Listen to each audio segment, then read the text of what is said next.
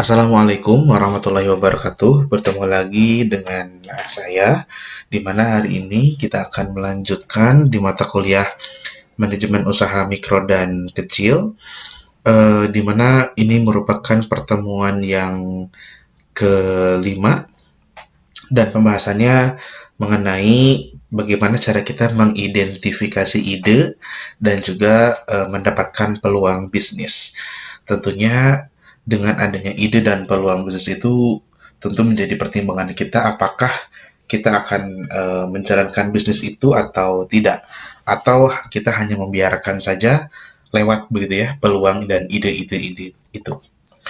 Baik, dimulai dari sebuah pernyataan yang disampaikan oleh Baringer dan Iralen tahun 2012 bahwa ide dapat menjadi sebuah bisnis yang potensial ketika ia mampu memenuhi kebutuhan pelanggannya, sekaligus memenuhi tujuan dan harapan pencetus. Ada tiga kata kunci di sini. Yang pertama adalah bisnis yang potensial, lalu yang keduanya adalah memenuhi kebutuhan, ya, tentu kebutuhan pasar, dan memenuhi tujuan juga harapan pencetusnya. Tiga kata kunci itu ketika dikolaborasikan menjadi sebuah ide yang sangat brilian, yang bisa menjadi peluang untuk ditangkap sehingga bisa kita lakukan sebuah bisnis. Bisnis bisa terjadi atau bisa dilakukan di beberapa bidang ya, dalam bidang kuliner, atau jasa, atau entertainment, kemudian di industri kreatif yang sekarang juga ditunjang dengan kemampuan teknologi yang canggih, atau kecepatan dari internet atau kecepatan dari pertumbuhannya teknologi. Nah, orang yang bisa menangkap ide dan peluang itu, di mana menganggap itu sebagai potensi untuk mendapatkan nilai bagi dirinya dan juga dia bisa memberikan nilai kepada pasar, maka itu bisa menjadi hal yang menguntungkan bagi dirinya, juga memberikan manfaat bagi pasar ya, bagi calon pelanggannya. Hal yang akan dibahas dalam materi hari ini adalah kita berbicara mengenai sumber-sumber ide dan tentu bagaimana kita mengevaluasi potensi-potensi yang ada di dalam sebuah bisnis ya. Yang pertama adalah sumber ide. Sumber ide itu ada yang secara internal, ada yang secara eksternal. Yang internalnya yang pertama adalah pengalaman. Keduanya adalah keterampilan dan kegemaran. Nanti keempat, lima, dan enamnya ada yang lain. Pertama adalah pengalaman. Tentu ini menjadi pengalaman diri sendiri juga bisa, ataupun pengalaman orang lain. Dan pengalaman itu sangat mahal ya. Bahkan ada istilah yang menyampaikan bahwa pengalaman adalah guru yang sangat berharga. Karena dari pengalaman kita belajar kesuksesan, dan dari pengalaman juga kita belajar kegagalan. Sehingga memang tidak ada salahnya kita banyak berdiskusi dengan yang lain, pakar, ataupun yang sahabat-sahabat kita yang sudah menjalankan bisnis terlebih dahulu. Seperti contohnya adalah B.T. Nasmith Graham. Beliau adalah penemu tip X dan itu juga lahir dari pengalaman yang ia dapatkan ya. Kemudian juga ada keterampilan. Setiap orang memiliki keterampilan yang berbeda-beda. Contohnya adalah keterampilan bahasa asing, komputer, atau web developer. Nah, ini menjadi salah satu contoh yang Bapak jalani saat ini. Bagaimana Bapak memanfaatkan keterampilan pasangan gitu ya, pasangan istri gitu ya, istri, sehingga dijadikan sebuah bisnis. Dan memang itu ada peluangnya karena perusahaan sekarang sudah mengutamakan teknologi, ingin adanya automatically sistem informasi, sehingga baik bidang itu operasional, SDM, keuangan, ataupun pemasaran itu bisa bekerja dengan optimal, efektif, dan efisien. Sehingga memang peluang pasarnya ada, kemudian orang yang bermitra dengan kita ya, salah satunya adalah kalau Bapak sih istri gitu ya, bisa punya keterampilan web developer, maka bisa dijalankan. Nah, ini juga bisa dijalankan oleh kalian ya, bagaimana kalian bisa berkenalan ya di media online atau di sosial media orang-orang yang punya keahlian di bidang web developer, lalu bekerja sama untuk membuat perusahaan kecil-kecilan. Tapi misalkan Pak ada kendalanya dengan legalitas. Nah, kalau untuk memulai bisnis itu yang terpenting tidak legalitas, tetapi keberanian kita untuk memulai ya. Kalau legalitas kita tentu bisa bekerja sama dengan orang lain, minjam bendera orang lain, lalu kita bisa buka proposal atau buka penawaran ke calon customer. Oke.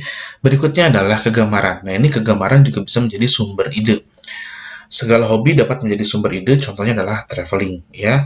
Seperti halnya sekarang banyak blogger-blogger yang temanya adalah tempat-tempat wisata atau yang berkaitan dengan YouTuber tapi berkaitan dengan bagaimana dia mereview tempat wisata. Lalu kegemaran hobinya makan, misalkan dia bisa menjadi pengusaha yang di bidang entertainment, ASMR misalkan begitu ya, atau misalkan review makanan gitu. Atau kegemaran yang hobinya adalah main game. Nah, gamenya dimanfaatkan sepositif mungkin sehingga menghasilkan sesuatu bagi dirinya gitu ya. Lalu yang keempat adalah pengamatan. Nah, ini pengamatan itu datang dari masyarakat yang tinggal di sekitar rumah sakit memiliki ide untuk menyewakan kamar secara harian pada keluarga yang sedang dirawat. Ini salah satu contohnya ya. Lalu juga pengamatan, misalkan tentu ini menjadi pengamatan yang ada di lingkungan kita ya. Cerita Bapak mengenai bisnis di bidang kuliner atau makanan sarapan pagi ya untuk para mahasiswa, ketika itu juga itu mulai dari pengamatan. Jadi memang ada pasar di mana mereka itu butuh sarapan pagi yang langsung ada di depan rumahnya atau depan kosannya, sehingga tidak perlu berjalan atau mencari sarapan, tapi sarapannya sudah ada gitu ya di pintunya di kosan atau di rumahnya begitu. Nah, itu menjadi peluang waktu itu. Namun ya sekarang sudah adanya Gojek dengan GoFood, kemudian GrabFood, ya tentu itu menjadi hal yang sulit. Memang kita harus berani adu strategi dalam kualitas juga dalam harga, begitu ya. Berikutnya adalah ide bisnis lama. Ide bisnis lama ini sumber idenya tidak selalu ide bisnis yang baru untuk dapat diterima. Bisa jadi kita memiliki ide untuk menyempurnakan bisnis yang sudah ada gitu ya. Misalkan laundry, karena laundry itu memang kebutuhan untuk para mahasiswa, lalu tidak ada laundry yang terjamin kualitas kebersihannya, kemudian juga cepatnya gitu ya, termasuk resiko hilang gitu ya, tidak ada jaminan. Nah, kalau misalkan adanya bisnis yang bergerak di bidang laundry, lalu bisa menjamin tidak akan hilang, bersih, kemudian wangi, kemudian setrikannya juga rapih sekali gitu ya, harganya juga kompetitif dengan pengusaha laundry yang sudah ada, itu tentu bisa menjadi pilihan ya untuk pasar gitu ya. Berikutnya, sumber ide itu juga bisa datang dari luar diri kita ya, bisa datang dari konsumen. Caranya adalah bagaimana kita mendapatkan tanggapan dari konsumen. Kalau kita masih ingat ciri-ciri dari kewirausahaan itu adalah selalu mengharapkan feedback. Nah, itu ya. Jadi kita memang harus banyak ngobrol, banyak bertanya kepada konsumen apa yang menjadi respon mereka terhadap produk kita, apa kekurangannya, apa yang bisa diimprove lagi gitu ya. Berikutnya adalah produk atau jasa yang sudah ada. Ini mengamati dari berbagai sudut pandang tentang kelebihan dan kekurangan produk. Nah, ini bisa kita lakukan mereview dari produk orang lain. Lalu kita lihat kekurangannya apa, lalu kita bisa masuk dari kekurangan produk tersebut, sehingga produk kita dipandang bisa lebih baik, gitu ya. Kemudian kebiasaan masyarakat. Nah, munculnya usaha-usaha atau organisasi yang di bidang crowdfunding itu memang tidak lain lahir dari budaya Indonesia, di mana budaya Indonesia punya kultur yang kasihan sama orang lain, gitu ya, atau membantu sesama.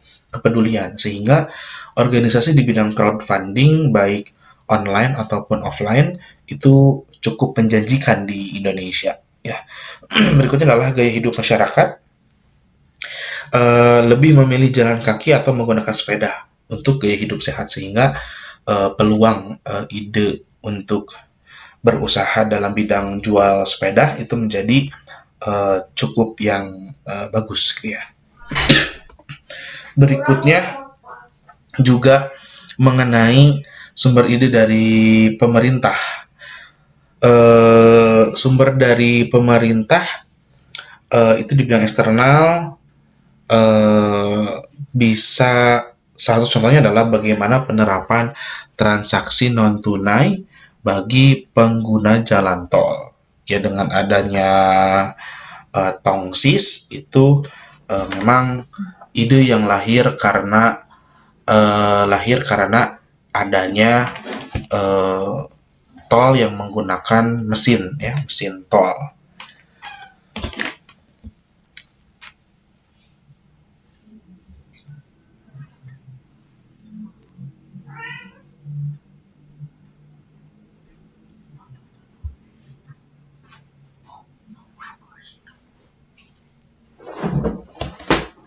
Berikutnya adalah perubahan pasar dan industri. Seperti halnya tumbuhnya e-commerce, misalnya contoh kursus memotret produk sekarang menjadi minat konsumen. Karena tumbuhnya marketplace, tumbuhnya orang yang bergerak dari offline ke online, kemudian harga juga bisa bersaing, dan marketplace juga biayanya kecil dan bahkan gratis. Untuk menunjang itu tentu butuh foto yang bisa menunjukkan produk kita itu unggul ya. Salah satunya adalah teknik potret foto itu harus kecerahannya diatur, kemudian angle-nya diatur, kemudian point of view-nya juga diatur sehingga bisa menarik pelanggan gitu. Kemudian sumber yang lain di dalam mencari ide untuk eksternal adalah perubahan persepsi masyarakat. Persepsi tempat kerja bagi para milenial itu sekarang adalah di luar kantor ya. Contohnya kafe yang menyediakan ruang meeting lengkap dengan perlengkapannya. Di beberapa pertemuan kemarin Bapak sempat singgung mengenai coworking space. Nah, coworking space ini sebelum adanya pandemi tentu menjadi hal yang dicari sekali ya oleh perusahaan-perusahaan yang orientasinya tidak mau terlalu banyak investasi di aset. Lebih banyak ingin investasi di asetnya tuh yang intangible, sehingga kalau memang sewa gedung dirasa mahal, itu bisa menyewa kafe yang menyediakan coworking space ya. Jadi usaha di bidang kafe menyediakan coworking space itu menjadi salah satu contoh dari bagaimana perubahan persepsi masyarakat. Berbicara ide tentu juga berbicara peluang, karena dengan adanya ide itu harus sesuai dengan peluang yang ada, dan kita bisa menangkapnya sebagai langkah awal untuk kita bisa rencanakan bisnis kita, ya. Nah, peluang sendiri adalah suatu keadaan yang menguntungkan. Kata kuncinya itu, yang menciptakan kebutuhan baru atau produk baru, layanan baru, dan juga bisnis baru. Tentu bisa salah satunya atau kombinasinya, begitu ya. Wirausaha yang dapat mengenali sebuah bisnis yang baik dikarakteristikkan dengan memiliki satu, pengalaman sebelumnya. Banyak pengalaman yang dimiliki dan dapat membenahi masalah tersebut agar tidak terulang. Ini tentu kalau kita tidak punya pengalaman, kita harus banyak-banyak sharing dengan orang lain, gitu ya. Lalu yang berikutnya adalah faktor kognisi kita, ya, atau intuisi. Ada sumber lain yang menyatakan bahwa kognisi dan intuisi itu dua hal yang berbeda. Tetapi memang intuisi itu lebih kepada kombinasi ya antara pengalaman ya, jam terbang, kemudian ya kognitif yang baik sehingga menjadi intuisi yang baik begitu ya. Nah, kognisi atau intuisi ini dapat digunakan untuk melihat kesempatan pasar maupun dalam pengambilan keputusan. Nah, berkaitan dengan hal ini, tentu pemikiran hal yang kritis di minggu lalu sudah kita bicarakan, itu menjadi poin yang paling penting. Kita harus kritis melihat peluang yang ada di pasar seperti apa, sehingga sifat atau sikap kritis itu bisa melahirkan ide-ide yang bagus, tentunya didukung dengan kognisi dan intuisi yang baik gitu ya. Kemudian jaringan. Nah, ada orang yang memang dimulai bisnisnya karena networking ini ya. Dia punya jaringan yang luas, kemudian kemudahan itu akan datang gitu ya. Kemudahan apa saja? Ya bisa dalam kemudahan modal ya, dari uang gitu. Kemudahan mendapatkan informasi, kemudahan mendapatkan ya ide peluang untuk pengembangan produk, kekurangan produk yang sudah ada di pasar gitu ya.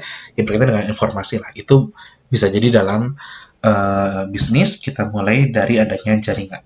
Tentu ini kembali lagi kita harus banyak berdiskusi dengan pengusaha-pengusaha atau membaca informasi yang menjadi peluang bisnis di berita atau dengerin di podcast gitu ya, atau dengerin di radio. Ini menjadi penting bagi seorang calon pengusaha. Lalu didukung dengan kreativitas. Kreativitas dari sebuah ide atau hal apapun akan membuka jalan selebar-lebarnya pasar pada segmen tertentu. Dan dari situlah peluang pasar akan terbuka. Jadi harus memiliki karakteristik semua ini ya, pengalaman, baik itu pengalaman orang lain atau dari kita sendiri, kognisi kita harus bagus, dengan intuisi kita juga harus bagus juga, networking jangan sampai sedikit tapi harus banyak, jangan hanya bermain di wilayah kampus, tapi kita punya jaringan. Dan untuk networking ini memang jangan sampai kita nunggu networking banyak lalu bisnisnya kita mulai. Tentu tidak seperti itu ya. Kadang harus dimulai dulu bisnisnya, baru kita lihat pengalamannya apa, sehingga kita tahu gagalnya di mana, berhasilnya dalam hal apa, lalu intuisi kita semakin tajam dengan adanya jam terbang bisnis yang kita coba itu dulu, lalu jaringan juga akan bertambah di situ ya. Kemudian kreativitas kita akan meningkat dalam hal itu ya. Nah, lalu bagaimana cara mengidentifikasi peluang? Nah, identifikasi peluang bisa melalui satu, mengamati tren atau observing trends, yaitu mengamati segala aspek yang terjadi seperti kekuatan politik, peraturan pemerintah, sosial, dan teknologi. Seperti halnya misalkan di bidang teknologi ya. Sekarang teknologi semakin berkembang pesat, aplikasi sosial media semakin berinovasi, kemudian ada yang bertambah juga, dan ada orang yang bisa memanfaatkan itu ya, di bidang industri entertainment atau di industri kreatif. Ya, sosial media bukan hanya sebagai dokumentasi kegiatan kita sehari-hari, tapi menjadi ruang untuk berbisnis ya. Bisa jadi endorser ya, atau bisa juga kita jual produk di sana. Kita juga bisa memanfaatkan sosial media yang memang ada kaitannya dengan penggunaan media sosial itu, kita bisa mendapatkan uang atau nilai begitu ya. Seperti halnya YouTube, maka kita bukan hanya menjadi viewers aja, tetapi juga kita menjadi YouTuber-nya gitu ya. Kemudian Instagram, kita bukan hanya stalker saja, tapi kita juga bisa jadi influencer-nya ya. Kemudian apalagi Facebook, kita bisa jualan di sana gitu ya. Bigo bukan hanya kita jadi spender doang, tapi kita bisa jadi official di sana atau host di sana. Jadi memanfaatkan teknologi-teknologi. Kemudian apalagi yang TV itu ya, TV Mobi TV atau apa itu juga kita bisa mendapatkan nilai dari situ ya. Jadi dieksplor. TikTok juga sama ya. Kecanggihan aplikasi TikTok, kita bisa mendapatkan nilai dari sana. Lalu memecahkan masalah, yaitu atau solving the problems. Yaitu seseorang wirausaha menganggap masalah sebagai sebuah peluang. Nah, jadi orang yang kayak gini selalu positif ya. Ketika ada masalah, itu menjadi peluang bagi dirinya, begitu. Contoh besarnya adalah bagaimana Apple menjawab hal itu. Dengan adanya masalah pelestarian lingkungan saat ini, menjadi peluang di dalam pengembangan packaging produknya. iPhone 12 dengan kualitas yang begitu hebat, tetapi packagingnya begitu sederhana. Kardusnya jadi setengah gedenya ya, kemudian apalagi poin-poinnya jadi setengah aja, dibagi dua gitu ya. Kertas petunjuk, stiker, charger, kepala chargernya tidak ada. Itu tentu menjadi peluang untuk pengoptimalan sumber daya yang Apple miliki. Itu contoh besar. Contoh kecil, pengusaha yang menganggap masalah menjadi peluang itu misalkan ini ya, berkaitan dengan di Indonesia ya, pengusaha besar sih ya, GoFood ya, Mas Menteri Nadiem Makarim, bahwa adanya masalah wasting time di orang-orang yang usahanya Gojek, lalu dimanfaatkan, dioptimalkan dengan aplikasi itu sehingga para tukang ojeknya bisa optimal gitu ya. Siapa yang paling rajin, dia akan yang mendapatkan nilai yang lebih besar gitu. Berikutnya, oh iya, yang masalah kecil sih ya bisnis Bapak ini ya. Ada masalah misalkan di jurusan. Jurusan curhat ke Bapak masalah dalam hal, atau Unjani masalah dalam hal tracer study. Bagi Bapak itu adalah peluang. Bagaimana Zaka.com bisa masuk ke Unjani, menawarkan, memberikan, membuat ya, dan memuaskan dalam hal tracer study ya, sistem informasi atau aplikasi yang berkaitan dengan penelusuran alumni. Ya alhamdulillah akhirnya bisa gitu ya. Lalu mengidentifikasi peluang melalui menemukan kesenjangan di pasar atau finding gaps in the marketplace, yaitu celah pasar terjadi karena produk atau jasa yang ada di pasar kurang memuaskan dan kurang memenuhi kebutuhan konsumen. Contohnya adalah bagaimana aplikasi-aplikasi yang berkaitan dengan pemesanan untuk traveling atau hotel itu dikembangkan. Tadinya nggak bisa pembatalan, lalu bisa pembatalan. Lalu bisa booking tanpa bayar dulu gitu ya. Kemudian ya dan hal lainnya. Itu tentu inovasi-inovasi yang dilakukan oleh industri pengusaha di industri pariwisata yang menggunakan teknologi gitu ya. Nah, itu adalah contoh dari kesenjangan di pasar karena pasar menginginkan aplikasi yang ada fasilitas itu gitu. Bisa booking pakai kartu kredit, bisa pembatalan, kemudian bisa ganti ruangan di hari H atau H-min berapa yang mendekati hari H gitu ya.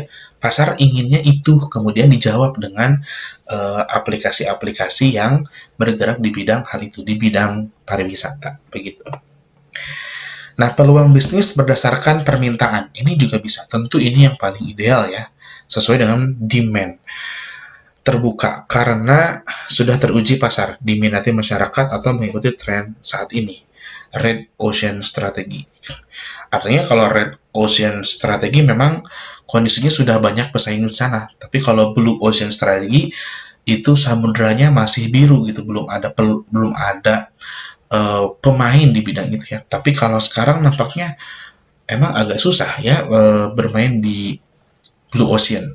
Tapi seperti halnya pengusaha yang di bidang sistem informasi atau aplikasi Ruang Guru, itu salah satu perusahaan yang menjawab Blue Ocean. Blue Ocean di mana belum adanya market leader aplikasi di Indonesia yang bisa membantu sistem belajar yang efektif, efisien. Sehingga dengan kemampuan web developer yang dimiliki oleh pengusaha tersebut, kemudian kerjasama juga di berbagai kota, dan networking di berbagai channel televisi juga ada, hingga akhirnya ya booming sampai saat ini penggunaan bagaimana Ruang Guru. Mungkin nanti ada ruang dosen ya, di mana dosen yang berkompeten memiliki ruangan-ruangan yang khusus di aplikasi tersebut. Menjadi blue ocean juga. Salah satu contohnya mungkin seperti itu ya. Berikutnya adalah peluang usaha dari sisi permintaan dapat dirumuskan dengan berbagai cara. Yang pertama adalah, ini berarti dari sisi pasar ya, menciptakan alat pemuas kebutuhan yang belum tersedia. Nah, kemudian artinya begini, ketika konsumen ada yang hal belum puas, maka kita bisa lakukan yang pertama ini, itu menciptakan alat pemuas kebutuhan yang belum tersedia. Contohnya tadi, bagaimana aplikasi Traveloka bisa kemudian cancel bookingan kita, kemudian pindah ruangan, bayar pakai kartu kredit, dan sebagainya. Lalu adanya kebutuhan yang terpenuhi sebagian, belum sepenuhnya. Nah, kita masuk atau kita mengimprove produk kita atau jasa kita sesuai yang dibutuhkan pasar, yaitu setengahnya lagi yang belum terpenuhi. Kayak misalnya begini, kalau ada wedding organizer bayarnya H plus 2 bulan tanpa DP, mungkin bisa menjadi keunggulan dari sisi pricing ya. Apalagi kalau terkenal ya, produknya bagus, orang-orangnya profesional, kemudian juga networkingnya banyak, ya bisa menjadi wedding organizer kita menjadi unggul karena mainnya di pricing, kita bayarnya H plus 2 bulan gitu, kayak misalnya seperti itu ya. Kemudian kebutuhan inti sudah terpenuhi tetapi belum memuaskan. Jadi kebutuhan intinya misalkan kalau boring, traveling sudah terpenuhi tetapi belum memuaskan, ada poin-poin yang tetap menjadi kurang begitu ya. Kayak misalkan tiketingnya tidak bisa ke-download, kemudian orangnya, kalau customer service-nya kurang informatif, dan lain sebagainya. Nah, kita bisa masuk dalam hal itu ya, dari sisi permintaan. Nah, berikutnya adalah berdasarkan penawaran, supply. Wirausaha mengidentifikasi peluang pasar yang belum banyak, bahkan tidak ada pesaingnya, karena untuk menghindari kejenuhan pasar. Ini blue ocean strategi yang tadi sudah Bapak jelaskan ya. Nah, ini terakhir, kalau saya sebenarnya terakhir, ide bisnis yang layak adalah yang pertama, syaratnya konkret. Kenapa? Ya karena kita kan melakukannya. Kalau nggak konkret, kita nggak masuk akal untuk bisa kita lakukan. Kayak misalkan tahun 2020 bisnis keluar angkasa, nggak konkret. 2020 belum dulu bisnis jasa rekreasi keluar angkasa gitu ya. Mungkin 5 atau 10 tahun ke depan mungkin ya. NASA bikin rekreasi itu ya, bikin paket pariwisata keluar angkasa. Kemudian paling mudah dipasarkan. Nah, berbicara paling mudah dipasarkan itu kan ngomongin soal marketing ya. Berarti ngomongin halayak sasaran ya, pasarnya, kemudian medianya, kemudian produk atau jasanya sesuai dengan kebutuhan pasar tersebut. Ya, paling mudah dipasarkan. Artinya pasarnya dari sisi segmentasi ini besar ya. Dari targeting banyak, dari positioning memang memungkinkan gitu. Lalu paling cocok dengan karakter pelakunya. Ini menjadi penting untuk kita bisa kuat gitu dalam bisnis kita. Kalau kita nggak bisnis dalam passion kita, sekalinya ada masalah, nanti demotivasi ya, nggak semangat begitu. Nanti perlu biaya yang besar untuk menyemangatinya, kayak misalkan kita beli aset lah, atau misalkan improve yang nggak penting sebetulnya untuk jadi motivasi lagi. Jadi penting banget bagaimana kita jalanin bisnis dari hobi kita gitu ya. Nah, tapi ini yang paling penting, hobi kita itu memang biasanya kerasa kalau dapat uangnya, kalau dapat cuannya, kalau dapat nilainya ya, secara teoretikalnya kayak gitu. Udah dapat nilainya baru kerasa hobinya. Jadi memang yang paling penting bisnis itu adalah yang penting dicoba dulu aja. Dicoba dulu, nanti kan kalau gagal kita bisa ganti yang lain. Kalau gagal kita bisa improve. Kalau gagal kita bisa tanya kekurangannya di mana. Kira-kira kalau improve A, B, C, D, E sudah memenuhi syarat belum gitu ya. Jadi yang paling penting adalah coba dulu aja bisnisnya ya. Lalu dapat bertahan. Ini ngomongin soal sustainability bisnis.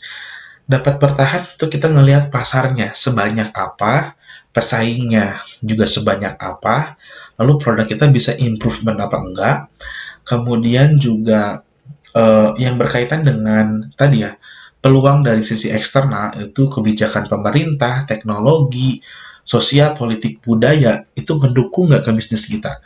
Kalau contohnya kalau di bidang kuliner, industri kreatif, kemudian juga pariwisata, sistem informasi itu di Indonesia bakal nanjak banget setelah pandemi ini selesai. Mudah-mudahan tahun ini selesai, tahun depan sudah normal kembali. Bapak yakin banget di bidang pariwisata, di bidang pariwisata pasti nempel ya tuh.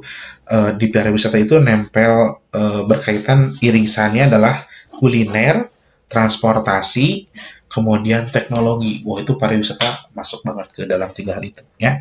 Itu pasti sustainability atau daya tahannya bagus gitu. Terakhir, ide bisnis yang layak adalah yang resikonya paling kecil. Ini menjadi poin penting supaya kita kalau gagal nggak terlalu sakit gitu ya. Atau ketika kita gagal secara modal kita masih saving, masih ada.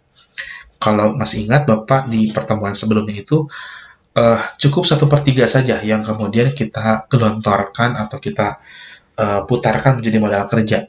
2/3-nya kita saving untuk modal yang kedua, atau 1/3-nya kita saving untuk modal darurat, sehingga kita bisa terus bertahan karena modal kita kecil, karena kita menghadapi resiko yang kecil juga bisnisnya, gitu ya. Nah, jadi mulailah dari ide bisnis ini, ide bisnis yang layak, temukan idenya, temukan apa yang menjadi peluang di pasar, isu yang ada di pasar, kemudian secara internal dan eksternal kalian pikirkan, karena nanti di pertemuan setelah UTS, di pertemuan ke-9, kita akan sama-sama untuk memulai bisnis secara online. Ini menjadi PR dari sekarang untuk memutuskan, untuk berpikir dan memutuskan ya, kira-kira komoditasnya mau apa? Mau di kuliner kah? Mau di fashion kah? Mau di craft ya? Atau dalam hal lain di bidang jasa mungkin silakan. Tentunya yang paling sisi kreativitas menjadi hak penilaian bagi pekerjaan kelompok untuk bisnis nanti ya. Itu saja materi dari Bapak di pertemuan yang kelima ini. Mudah-mudahan bermanfaat. Terima kasih. Wassalamualaikum warahmatullahi wabarakatuh.